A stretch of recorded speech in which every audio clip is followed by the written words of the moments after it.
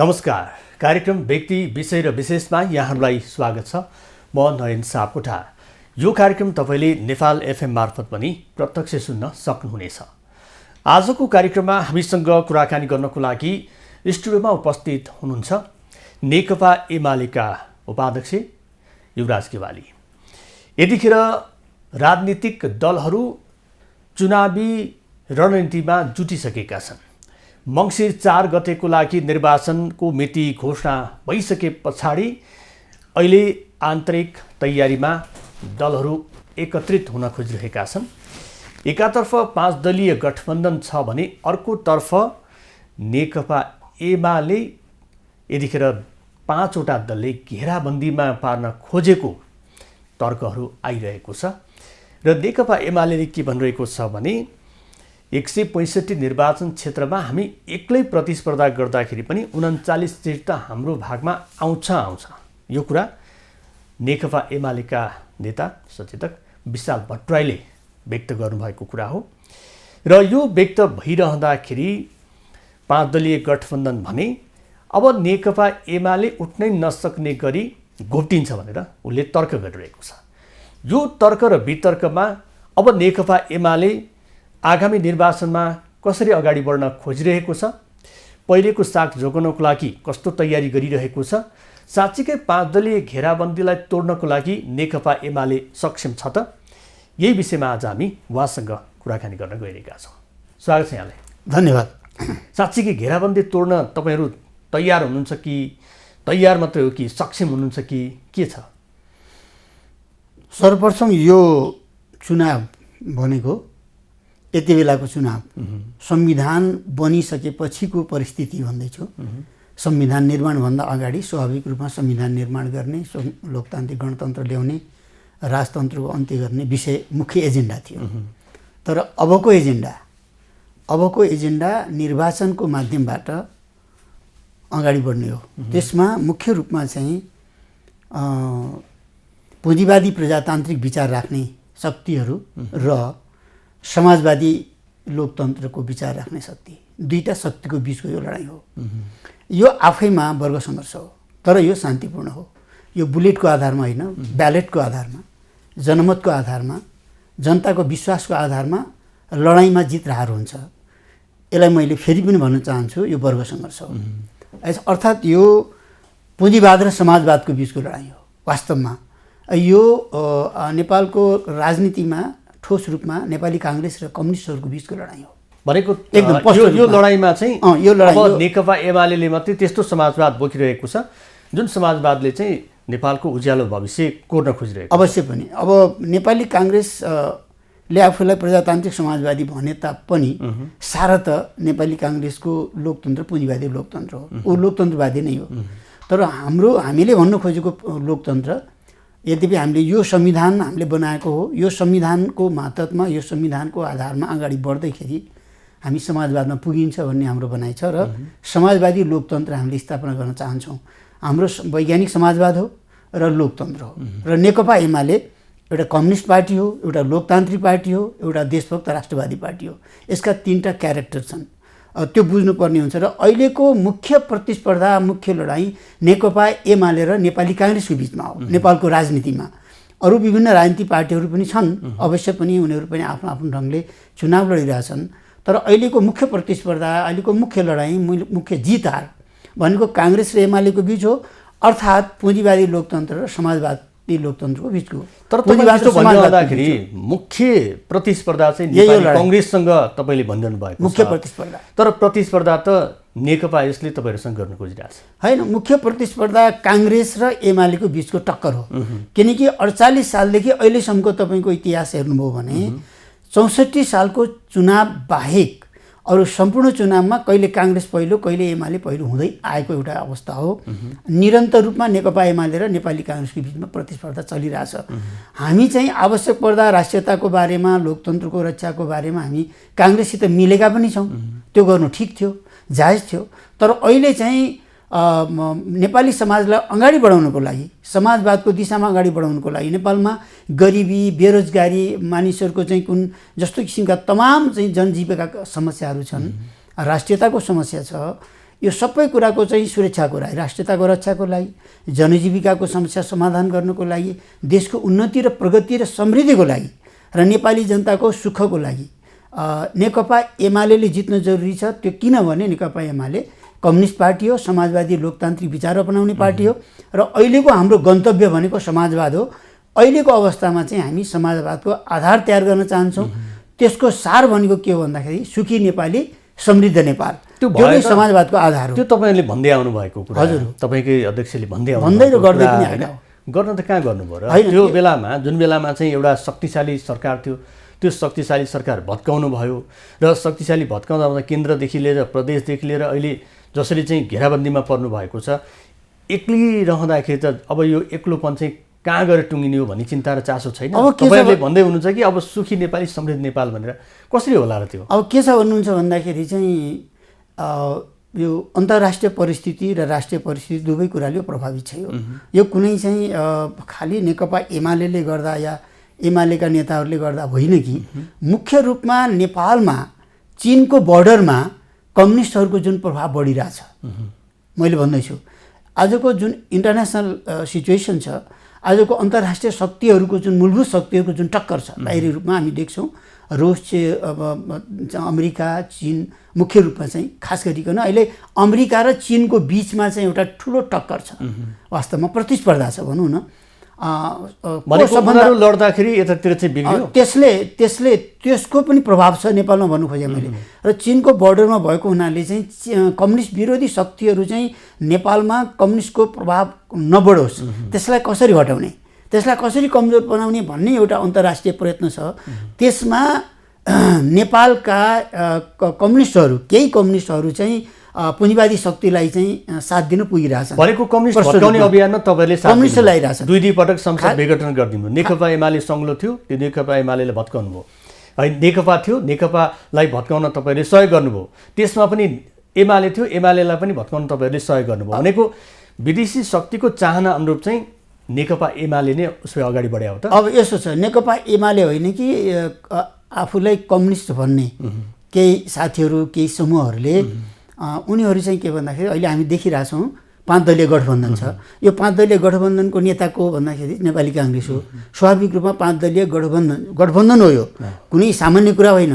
त्यो गठबन्धन भएपछि त्यसको मुख्य नेता हुन्छ, त्यो मुख्य नेता प्रधानमन्त्रीजी हो, शेरबहादुरजी हो। वास्तवमा जतिसुकै उहाँहरूले आफूलाई कम्युनिस्टहरूले कम्युनिस्ट भने तापनि उहाँहरूले भन्नु पनि भएको छ प्रचण्डजीले कि अहिलेको चुनावमा चाहिँ नेपाली काङ्ग्रेसलाई पहिलो पार्टी बनाउने हो र नेपाली काङ्ग्रेसलाई पहिलो बनाउँदा मलाई चाहिँ दोस्रो बनाउन चाहिँ छुटाउनु हुन्न नि भन्नु त्यो अर्को कुरा हो। उहाँहरूले प्रष्टै रूपमा भन्नुभएको छ दुनियाँको अगाडि, तपाईँलाई पनि थाहा छ कि अहिलेको यो चुनाव, यो लडाइँमा नेपाली काङ्ग्रेस पहिलो पार्टी बनाउने हो। अर्थात् उहाँहरूको चाहिँ मुख्य उद्देश्य के हो भन्दाखेरि नेकपा एमालेलाई कमजोर बनाउने हो, नेपाली काङ्ग्रेसलाई पहिलो पार्टी बनाउने हो, समाजवादी पार्टीलाई, कम्युनिस्ट पार्टीलाई कमजोर बनाउने हो, पुँजीवादी पार्टीलाई 1 नम्बर बनाउने हो। अब त्यसपछि भागशान्ति आफ्नो चाहिँ पहिलो, तेस्रो, चौथो, पाँचौँ कति नम्बर भन्ने हो, त्यो उहाँहरूको कुरा भयो। तर मूलभूत रूपमा उहाँले कसलाई पहिलो बनाउन चाहनुहुन्छ भन्दा उहाँहरूकै शब्दमा भन्ने हो भनेदेखि नेपाली काङ्ग्रेसले पहिलो बनाउन चाहनुहुन्छ। त्यस भएर अहिलेको लडाइँ चाहिँ नेपाली काङ्ग्रेस र एमालेकै बिचमा हो। हेरी आफूलाई वामपन्थीहरूले भन्नेहरूले पनि केही भागशान्ति थोरै धेरै लिएर काङ्ग्रेसलाई बलियो बनाउन चाहन्छन्, तर नेकपा एमाले चाहिँ आफै सुदृढ बलियो हुन चाहन्छ, समाजवादको आधार तयार गर्न चाहन्छ। र तपाईँले अब केही पनि गर्न सक्नु भएन भनेदेखि चाहिँ त्यसको म उदाहरणको रूपमा दिन चाहन्छु। धेरै लामो समय छैन हामीसित। नेकपा एमाले 51 सालमा बनाएको त्यो सरकारले गरेका समग्र कामहरू तपाईँ सबै आम नेपाली जनतालाई थाहा छ। त्यसपछि केपी ओली नेतृत्वमा आइसकेपछि, 2 पटक उहाँ सरकारमा आइसकेपछि उहाँले चाहे त्यो चुच्चे नक्सा प्रकाशित गर्ने कुरा दियो होस्, चाहे त्यो चाहिँ व्यापार पारमाणु सन्धि चीनसित गर्ने कुरा होस्, जो इतिहासमा पहिलोपटक भएको छ। इतिहासमा पहिलोपटक भएको छ। त्यो नेकपा एमालेको नेतृत्व हुँदाखेरि मात्रै भएको छ। र अब त्यो नक्सा जारी गरेर मात्र हुँदैन। अब हाम्रा केही अधुरा कामहरू छन्। त्यो भने के हो त भन्दा त्यो नक्सा, त्यो काला पानीबाट भारतीय सेनालाई हामीले फिर्ता पठाउनु पर्नेछ र हाम्रो नेपाली भूभागलाई हामीले उपयोग गर्नुपर्नेछ। त्यसो भएको हुनाले चाहिँ त्यसको लागि अहिले नेपाली काङ्ग्रेसले जितेर विजय प्राप्त गरेर त्यो भूभाग हामीले प्राप्त गर्न सक्दैनौँ। अहिलेको सरकारले कुनै आवाज पनि उठाउन सकिरहेको छैन, बोल्न पनि सकिरहेको छैन। त्यसो भएको हुनाले चाहिँ हाम्रो भूभागलाई हामीले लिनको लागि भारतीय सेना चाहिँ के भन्दा नेपाली भूभागबाट फिर्ता गर्नुको लागि पनि नेकपा एमाले जित्नुपर्छ। व्यापार पार्वण सन्धि जुन चीनसित गरिएको छ त्यो अधुरा काम छन्, त्यसलाई हामीले सम्पन्न गर्नुपर्ने छ। चीनसित अब रेल नेपालमा ल्याउने भनेर कुरा सम्झौता भएको छ, त्यसको लागि सर्वे गर्ने कुराहरू भइरहेको छ। यी तमाम कुराहरू छन्। उत्तर पूर्व पश्चिम रेल, उत्तर दक्षिणदेखि लिएर यावत तमाम कामहरू जुन हामीले सोचेका थियौँ, योजना बनाएका थियौँ, काम थालनी गरेका थियौँ, ती काम अधुरा छन्। त्यो पुरा गर्न हामीलाई दिएन, किन पार्टी विभाजित गरियो। यो गरियो अदालत, म भन्छु अब गरियो भन्नुभयो यहाँले। अदालतले सुन्नु है, यो गर्नुको पछाडि मूल कारण चाहिँ संसद विघटन नै मानिएको छ। यो चाहिँ अहिलेको जुन व्यवस्था छ यो व्यवस्था पनि परिवर्तन गर्न खोज्ने, गणतन्त्र धरापमा पार्न खोज्ने प्रमुख कारण नै यही मानिएको छ भने तपाईँ भन्नुहुन्छ फेरि गराइयो भनेर। मूल कारण के भन्दाखेरि चाहिँ नेपालको राजनीतिमा चाहिँ अदालत हावी हो। पछिल्लो कालमा आएर हेर्नुहोस् है, अदालत कसरी हावी हो भन्दाखेरि अदालतले चाहिँ एमाले र माओवादी छुट्यायो, पार्टी विभाजित गरियो, जो प्रश्नै थिएन, जो मुद्दा पनि थिएन, जो त्यो प्रश्नै मुद्दै थिएन। अदालत चाहिँ मुद्दाविहीन विषयमा अलग विषयमा प्रवेश गर्यो र त्यसलाई बहाना बनाइयो। कसैले मुद्दा हाल्यो, त्यसलाई बहाना बनाइयो र एमाले माओवादी विभाजित गरियो, अदालतले पार्टी विभाजित गर्यो। अब त्यसपछि अदालत अब संसद विघटन भएको थियो भने त्यो ठिक बेठिक आफ्नो ठाउँमा थियो, संविधान बमोजिम के थियो, अब त्यो भइसक्यो। भनेको संसद विघटन चाहिँ अहिलेसम्म पनि तपाईँहरूलाई उचित नै लागिरहेछ? होइन, संसद विघटन गर्नु चाहिँ त्यो नाजायज नै थियो, मेरो व्यक्तिगत कुरा। तर पछि त संसद पुनर्स्थापना भयो। संसद त के भयो त भन्दा पछि पुनर्स्थापित भयो।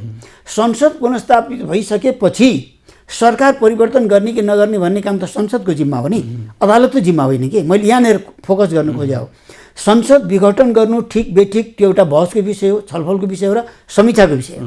म भन्छु संसद विघटन गर्नु गम्भीर समीक्षाको विषय हो। यो चुनावपछि साँचो समीक्षा हुनेछ, यो चुनावपछि वास्तविक समीक्षा हुनेछ। सर्वोच्चले परमादेशबाट सरकार छाड्नुको काम गलत गर्यो भने वास्तवमा संसदको मेरो अहिले भनाइ के छ भन्दाखेरि संसदको पुनर्स्थापना भएपछि सरकार कसको बनाउने भन्ने कुरा त्यो जिम्मा कसलाई दिनुपर्थ्यो भन्दा अदालतले संसदलाई दिनुपर्थ्यो, तर त्यसो गरिएन। त्यसो नगरेर के गरियो भन्दाखेरि चाहिँ संसदले नै प्रधानमन्त्री बनायो। सर्वोच्च अदालतले नै के भन्यो, प्रधानमन्त्री बनायो। यसरी अदालतले पार्टी विभाजित गर्यो, अदालतले सरकार बनायो। मेरो भनाइ यहाँनिर छ। यसले गर्दा अदालत हावी भयो। यो कहीँ न कहीँ डिजाइन छ भन्नु खोजेँ मैले। कहीँ न कहीँ यो यत्तिकै भएको छैन, यो सामान्य रूपमा भएको विषय होइन यो। र नेपालको कम्युनिस्ट आन्दोलन जुन नेकपाको एउटा सशक्त एउटा अवस्था थियो, पार्टी थियो, सरकार थियो, त्यसलाई अब कसरी विभाजित गर्ने, त्यसलाई कसरी खत्तम गर्ने भन्ने यो योजना अन्तर्गत अदालतले चाहिँ त्यहाँ अदालत प्रवेश गर्यो, अदालत हावी भयो, जस अन्तर्गत अनि पछि गएर नेकपा एमाले पनि विभाजित गरियो। एमाले विभाजित भयो र नेताहरू एउटा चाहिँ षड्यन्त्रमा, कम्युनिस्ट विरोधी जुन एउटा षड्यन्त्र थियो, देशी विदेशी षड्यन्त्र, त्यसको चङ्गुलमा पार्टी विभाजन गर्नेहरू फँसे। वास्तवमा उहाँहरूलाई कस्तो लाग्छ, उहाँहरूलाई यो आरोप लाग्ला, तर सत्य कुरा के हो भनेदेखि कुनै न कुनै ढङ्गले कम्युनिस्ट आन्दोलनलाई टुक्रा टुक्रा बनाउने, विभाजित गर्ने कुरामा आफूलाई कम्युनिस्ट भन्ने नेताहरू नै फँसे। तर उहाँले गर्नुहुन्छ कि त्यो नेकपा एमालेमा पिल्सिएर बस्नुभन्दा, आँसु झार्नुभन्दा स्वतन्त्र रूपमा चाहिँ पखेटा फिजाएर हिँड्नु नै उत्तम रहेछ भनेर अहिले त भनिरहनु भएको छ। तर अहिले पनि तपाईँ हेर्नुहुन्छ भने माओवादीभित्र कतिको अन्तर्विरोध छ, कति ठुलो समस्या छ भन्ने कुरा केन्द्रीय कमिटी नै नेताहरूलाई नै म्यानेजमेन्ट गर्नु, व्यवस्थापन गर्नु नै अहिलेको मुख्य समस्या हो। हिजो मात्रै भन्नुभएको छ होइन, त्यो त अब मैले दाहालले भनेको कुरा त अब पार्टीभित्रको चाहिँ कमिटी मिलाउने कुरा एउटा भयो, अर्को भनेको टिकट वितरणमा कसरी मिलाउने भन्ने चुनौती छ भनेर उहाँले स्वयं भन्नुभएको छ। त्यस्तै कुरा चाहिँ एमालेमा नि होला नि। अहिले तपाईँ माधव नेपालजीलाई हेर्नु हो भने पनि त्यो पार्टीभित्रको अन्तर्विरोध कहाँसम्म पुगेको छ भन्ने कुरा हामी देखिरहेछौँ। तर तपाईँले हिजो भन्नुभयो, हिजो चाहिँ तपाईँले के भन्नुभएको छ भने अबको चुनावपछि नेकपा एकीकृत समाजवादीले पछुताउनुपर्छ भन्नुभएको छ। त्यसो भएर म के भन्छु भनेदेखि उहाँले पछुताउनु पर्ने कारण चाहिँ के रहेछ? अन्तर्विरोध सबै ठाउँमा छ होइन, तर अरू पार्टीमा अन्तर्विरोध जुन किसिमको चाहिँ जटिल र गम्भीर खालको छ, नेकपा एमालेभित्र त्यो समस्या छैन। नेकपा एमालेभित्र अहिले सुविधा के छ भने अनुकूलता, प्रतिकूलता भनेको पार्टी विभाजित भएको छ, केही साथीहरू पार्टी छोडेर गएका छन्, यो प्रतिकूलता हो। इतिहासमा नेकपा एमालेको लागि सबभन्दा अनुकूलता के छ भन्दाखेरि चाहिँ नेतृत्व तहमा माथिदेखि कुनै किसिमको डिभिजन छैन। अहिले नेकपा एमालेबाट तपाईँले हेर्नु हो भनेदेखि पार्टीभित्र कुनै अपोजिसन छैन, कुनै प्रतिपक्ष छ भने पार्टी छ। पार्टीभित्र व्यक्ति व्यक्तिका आफ्ना विचारहरू छन्, आफ्ना दृष्टिकोणहरू छन्। मेरो आफ्नो विचार छ, अर्को विभिन्न साथीहरूको नेताहरूको छ। हामीले आफ्नो विचार पार्टी कमिटीमा राख्छौँ, तर पार्टीमा गुटबन्दी छैन, अर्को गुट छैन। अब पार्टीको अध्यक्ष हुनुहुन्छ, हामी उपाध्यक्षहरू छौँ, एउटा चाहिँ के भने एउटा सिस्टममा पार्टी चलिरहेछ। यो नेकपा एमालेको लागि इतिहासमा भन्छु मैले, इतिहासमा सबभन्दा ठुलो अपर्च्युनिटी हो। यो हाम्रो शक्ति पनि हो, यो तागत पनि हो। हाम्रो माथिदेखि तलसम्म जुन एउटा सङ्गठनको विशाल सञ्जाल छ, अहिले वडासम्म मात्रै होइन, टोलमा हाम्रो सङ्गठनको सञ्जाल भनेको सौरा र यो नारायणी किनारको महाधिवेशनले नेकपा एमालेलाई एक ढिका बनायो भन्दै हुनुहुन्छ। अवश्य पनि हाम्रो महाधिवेशन, हाम्रो विधान महाधिवेशन जो छ त्यसले चाहिँ पार्टी एक ढिक्का भएको छ र एकीकृत रूपमा पार्टी अगाडि बढिरहेछ र पार्टीको तलदेखि माथिसम्म ठुलो सङ्गठनको सञ्जाल छ। 10 लाख पार्टी सङ्गठित सदस्यहरूको विशाल सञ्जाल छ। जनवरीका सङ्गठनहरू व्यापक रूपमा क्रियाशील भइरहेछन्। उनीहरूले अब अधिवेशन तय भइसकेका छ। त्यसो भएको हुनाले सङ्गठनात्मक रूपले भन्ने हो भनेदेखि, सङ्गठनात्मक विस्तारको रूपले भन्ने हो भने, नेता कार्यकर्ताको सक्रिय पङ्क्तिको हिसाबले भन्ने हो नेकपा एमाले अत्यन्त विशाल पङ्क्ति हो र नेकपा एमालेको जनआधार पनि बलियो छ। अहिलेको स्थानीय तहको निर्वाचनमा हेर्नुभयो भनेदेखि सबभन्दा ठुलो दल छ, सबभन्दा धेरै मत हामीले पाएका छौँ 34%, 34% एमाले ल्याएको छ। नेपाली काङ्ग्रेसको त्योभन्दा अलिकति कम छ। यद्यपि सिट सङ्ख्याको हिसाबले काङ्ग्रेस दोस्रो छ मान्छौँ हामीहरू। के मान्छौँ भन्दाखेरि सिट सङ्ख्या हाम्रो घटेको छ अवश्य पनि। त्यो खास गरिकन नेकपा जो विभाजित भयो, खास गरी एमाले विभाजित भयो। एमाले मात्रै विभाजित हुन्थेन भनेदेखि पनि यो लोकल इलेक्सनमा हामी सबभन्दा ठुलो दल हुने रहेछौँ भन्ने कुरो त्यो मतबाट हामीले देख्छौँ। तर अहिलेको सन्दर्भमा चाहिँ अब कम्युनिस्टहरूको चाहिँ एउटा मतको सङ्ख्या हेर्ने हो भने त, जस्तो तपाईँहरूले पाएको मत हेर्ने भने उल्लेखित मत छ, त्यसै गरी माओवादी केन्द्रले पाएको मत उल्लेखित छ, त्यसै गरी तपाईँ मार्फत चाहिँ छुटेर गएको पार्टी नेकपा यसले पाएको भने मत जोड्ने हो भने त वामपन्थी शक्तिले नै देश चाहिँ मजासँग चलाउने छ। तर पनि यहाँ तितरभित्र हुनुपर्ने अवस्था, एकदम एमालेमै यत्रो वर्षौँ वर्ष रहेका व्यक्तिहरू पनि त्यही एमालेमा नअटाउनु पर्ने अवस्था होइन। अर्को एउटा चाहिँ घटक जुन माओवादी केन्द्र छ ऊ पनि नेकपामा समाहित भएको थियो, ऊ पनि चाहिँ अर्को पार्टी चाहिँ नयाँ पार्टी पुरानै पार्टीमा फर्किनुपर्ने अवस्था। यो कम्युनिस्टहरू चाहिँ ठ्याक्कै एक ढिक्का चाहिँ हुन नसक्नु कारण यो एकदम गलत कुरा के हो भनेदेखि पार्टीभित्र अन्तर्विरोध जहाँ पनि हुन्छ, जहिले पनि हुन्छ। यो एकदम स्वाभाविक कुरा हो, नियम हो, यो वैज्ञानिक नियम हो। र पार्टीभित्र अन्तर्विरोध हुन्छ भन्दैमा मेरो पनि त पार्टीभित्र विभिन्न इस्युमा अन्तर्विरोध थियो नि। महाकाली सन्धिको म विपक्षमा हो, संसद विघटनको विपक्षमा हो, एमसिसी पास गर्नु हुन्न भन्ने पक्षमा हो, अथवा आदि इत्यादि। म जस्तो यस्तो विचार राख्नेहरूको पनि एउटा पङ्क्ति त छ। पार्टीमा अन्तर्विरोध हुन्छ, जहिले पनि हुन्छ, विभिन्न इस्युमा हुन्छ भन्नुहोस्। मैले खालि उदाहरणको रूपमा मात्रै भनेको। पार्टीभित्र अन्तर्विरोध छ र यस्तो हुँदाहुँदै पनि त म पार्टीभित्र सजिलै काम गरिरहेको छु नि। अहिले मलाई नेकपा एमालेभित्र अनइजी फिलिङ गर्नुपर्ने कुनै कारण छैन, किनकि मैले आफ्नो पार्टीभित्र आफ्नो कमिटीमा बकाइदा आफ्नो कुरा राख्न सक्छु। अब मैले राख्दिनँ भने त अलग कुरा हो, एजेन्डै छैन भने त नराख्न पनि सक्छु। तर आफूलाई लागेका कुराहरू एमालेभित्र पर्याप्त राख्न सकिन्छ भन्ने कुरा चाहिँ म आफै एउटा उदाहरण हो। अरू तमाम साथीहरू पनि हामी काम गरिरहेछौँ। हामीलाई एमालेभित्र काम गर्न कुनै अनइजी एउटा अवस्था छैन। त्यसो अब सबै सोचे जस्तो कहाँ हुन्छ र, हुँदैन। त मैले अहिले भन्नु खोजेको कुरा के भने, फरक मत भयो भन्दैमा पार्टी विभाजित गर्नु हुँदैन मेरो विचारमा। अहिले काङ्ग्रेसमा हामी देखिरहेछौँ नि, अलग अलग मिटिङ बसिरहेछन् त, अलग अलग गुटका मिटिङ बसिरहेछन्, तल पनि पार्टी त विभाजित भएको छैन। आफ्ना माग छन्, आफ्ना कुरा छन्, उठाइरहेछन्, बोलिरहेछन्, सार्वजनिक रूपमा बोलिरहेछन्, तर पार्टी त विभाजित गर्दैनन्। त्यो त भनेपछि आगो जोस्दै होला नि, फेरि कुनै होला। तर यो कम्युनिस्टहरूको भित्र चाहिँ एउटा सङ्कीर्णता देखिन्छ कि, त्यो सङ्कीर्ण मानसिकता देखिन्छ। त्यसमा पनि अहिले किन विभाजित भयो भन्दाखेरि मैले गहिरेर विश्लेषण गर्दा भिन्न विचारको कारणले पार्टी फोड्नुपर्ने आवश्यकता छैन, कुनै पनि कारण छैन। किनकि आधारभूत रूपले भिन्न कुरा छैन, के तात्कालिक कुराहरू हो। मूलभूत रूपमा आत्मकेन्द्रित सोच नेताहरूमा हावी भयो। आत्मकेन्द्रित सोच हावी भएको हुनाले मैले गहिरेर विश्लेषण गर्दाखेरि चाहिँ अहिले नेताहरू अलग अलग चाहिँ चुल्हा चौका बनाएर किन बस्नु भएको छ भन्दाखेरि उहाँहरूमा व्यक्तिवादी चिन्तन हावी भएको छ, आत्मकेन्द्रित सोच हावी भएको छ, अरूको मातहतमा बस्नै नसक्ने। आफू प्रमुख नेता हुँदाखेरि सबै ठिक, आफू कुनै कारणले फेरि चाहिँ अल्पमतमा परियो या मातहतमा बस्नु पऱ्यो भने उहाँहरू बस्न नसक्ने, उहाँहरूको एउटा आदत बसिसकेको रहेछ। त्यसले गर्दाखेरि चाहिँ के भन्दा बरु सानो पार्टी बनाऊ, त्यसको मुख्य नेता बनाऊ भन्ने एउटा सोच, एउटा सङ्कीर्ण दृष्टिकोण, व्यक्तिवादी दृष्टिकोण चाहिँ विकास भयो।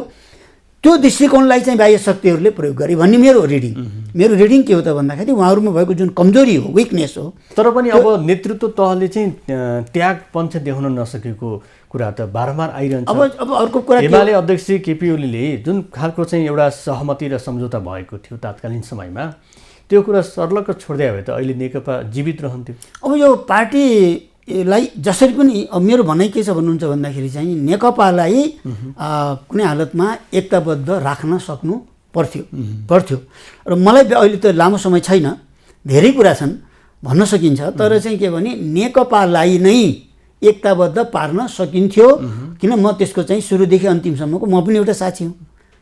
हरेक इभेन्ट अब अहिले त यो आगामी चुनावमा एउटा एक खालको चाहिँ वाम शक्ति मिलेर जाने भन्ने कुरा पनि सुनिएको थियो केही समय अगाडि, तर त्यो अब सामसुम भइसकेको जस्तो लाग्छ। तैपनि अझै पनि तपाईँहरूको आश चाहिँ मरेको छैन कि आश चाहिँ मारिसक्नुभयो? मलाई के लाग्छ भने नि वास्तवमा के हो, साँचो कुरा के हो भने अहिले जुन वामपन्थी भनेर जो हामी भनिरहेछौँ, आधारभूत रूपमा चाहिँ कम्युनिस्टहरूको चाहिँ विचारमा मतभेद छैन। अब विप्लवहरूको वैद्यहरूको अलग होला, तर अरू सबै चाहिँ पार्लियामेन्ट डेमोक्रेसीमा चाहिँ उहाँहरू लागिराख्नु भएको छ, भाग लिइराख्नु भएको छ, मन्त्री भइराख्नु भएको छ। साना साना दलका नेताहरू पनि प्रधानमन्त्री भइसक्नु भएको छ। मैले उदाहरण नाम लिन चाहन्न। जब उहाँहरू चुनावमा भाग लिइराख्नु भएको छ, सरकारमा पनि गइराख्नु भएको छ, मन्त्री प्रधानमन्त्री भइराख्नु भएको छ, धेरै अब तमाम प्रधानमन्त्री भइसक्नु भएको छ भनेदेखि हाम्रो अनि सबैले भन्नुहुन्छ समाजवाद हाम्रो उद्देश्य, मार्क्सवाद भन्नुहुन्छ, लेनिनवाद भन्नुहुन्छ, फरक कहाँ छ त? भिन्नता छैन, बेसिकली भिन्नता छैन। र भिन्नता नभएका आधारभूत रूपमा विचार समान भएका पार्टीहरू अलग भएर बस्नु कुनै पनि आवश्यक छैन। एकताबद्ध भएर जानुपर्छ। वामपन्थीहरू एकताबद्ध भएरै जानुपर्ने हो, यो मिलेरै चुनाव लड्नुपर्ने हो।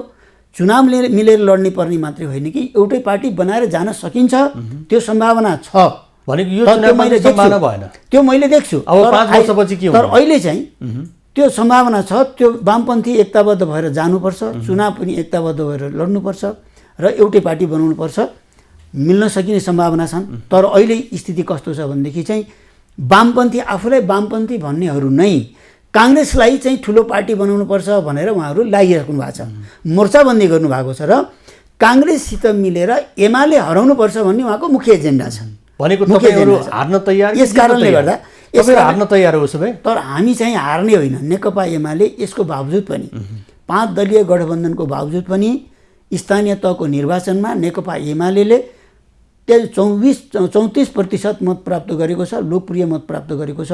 यसको तात्पर्य के हो भने हामी विभिन्न ठाउँमा जो हारेका छौँ, निकै धेरै ठाउँमा थोरै 100, 200, 50, 60 मतले हामी हारेका छौँ, पराजित भएको छौँ। सुभाष नेमाङले भनेको जस्तो हामी चाहिँ आफ्नै खुट्टामा अल्झेर लड्यौँ भने चाहिँ अलिकति एमालेलाई नै भोट चाहिँ मत चाहिँ दिन सकेन। अलि कतिपय ठाउँमा तल कति माथिबाट गुटबन्दी गरेर होइन कि तल कतिपय ठाउँमा के भयो भन्दाखेरि चाहिँ अमुक व्यक्ति उम्मेदवार भयो भने मैले किन उसलाई भोट हाल्ने भन्ने एउटा प्रवृत्ति देखा पर्यो।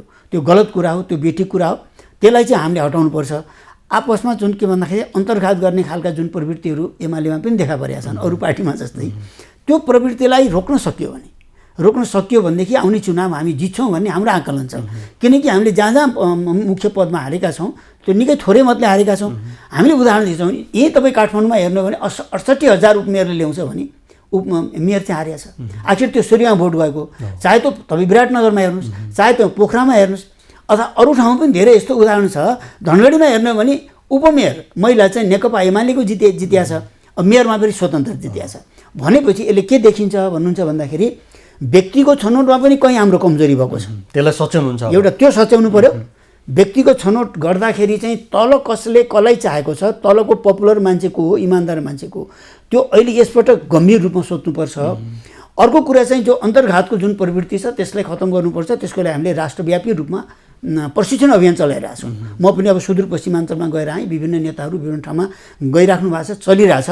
अब त्यसो भएको हुनाले चाहिँ यो प्रशिक्षणको माध्यमबाट हामीले चाहिँ के भने यो अन्तर्घात गर्ने कुरा चाहिँ बेठिक हो र चाहिँ जसलाई पार्टीले निर्णय गर्छ, निर्णय गर्नुभन्दा पहिल्यै पार्टीले 10 पटक सोच्नुपर्छ। त निर्णय भइसकेपछि त्यसलाई चित्त बुझाएर चाहिँ के भन्दा त्यसलाई सपोर्ट गरेर जानुपर्छ। कार्यकर्ताहरूले जसरी पनि यसपटक एमालेलाई जिताउनुपर्छ। एमालेलाई हराउनको लागि चाहिँ के भन्दाखेरि विभिन्न शक्तिहरू लागिरहेका छन्। खास गरी काङ्ग्रेसलाई बलियो बनाउन आफूलाई वामपन्थीहरू भन्ने लागिरहेछन्। त्यसो भएको हुनाले यो लडाइँ फेरि म अन्तिममा भन्छु, पुँजीवाद र समाजवादको बिचको लडाइँ हो, कम्युनिस्ट र काङ्ग्रेसको बिचको लडाइँ हो। अहिले चाहिँ कम्युनिस्टको प्रतिनिधित्व गर्ने पार्टी एकमात्र पार्टी नेकपा एमाले हो। काङ्ग्रेसलाई पराजित गर्न सक्ने हैसियत, त्यो क्षमता, त्यो आधार, त्यो सङ्गठनात्मक आधार, त्यो जनआधार भनेको तपाईँहरूको विचारमा चाहिँ एउटा पुँजीवाद र समाजवादको लडाइँमा हजुर पुँजीवादलाई चाहिँ कम्युनिस्टले पनि त्यहाँ सघाइरहेका छन्, त्यो होइन सघाइरहेका छन्। त्यसलाई चाहिँ भत्काउनको लागि चाहिँ तपाईँहरू चाहिँ तयारी अवस्थामा हुनुहुन्छ? हामी तयार छौँ। र अब अहिलेको अवस्थामा चाहिँ तपाईँहरू घेराबन्दीमा पर्नुभएकै हो, यसलाई तोड्नको लागि तपाईँहरू कसरत गर्दै त्यो घेराबन्दी चाहिँ हामी अलिक जोड गर्ने र धक्का दिने हो भनेदेखि त्यो घेराबन्दी तोड्न सक्ने हैसियत हामीसित छ। पर्याप्त आधार छ हामीसित। यहाँको जुन यो पर्याप्त आधार अब मङ्सिर 4ले छिनोफानो गर्ला, त्यतिखेर कस्तो आधार छ, कस्तो ताकत छ त्यतिखेर देखिएला। यहाँलाई धेरै धन्यवाद। धन्यवाद छ। धन्यवाद। दर्शक हुनुहुन्थ्यो नेकपा एमालेका उपाध्यक्ष युवराज केवाली। मङ्सिर 4को चुनाव र नेकपा एमालेको रणनीति र 5 दलीय गठबन्धनको घेराबन्दीमा एमाले कसरी प्रस्तुत हुन खोजिरहेको छ त, यिनै विषयमा कुराकानी गऱ्यौँ। आजको समय सकिएको छ। खबरभित्रको खबरको लागि हेर्दै रहनुहोला एबी न्युज खबर। नमस्कार।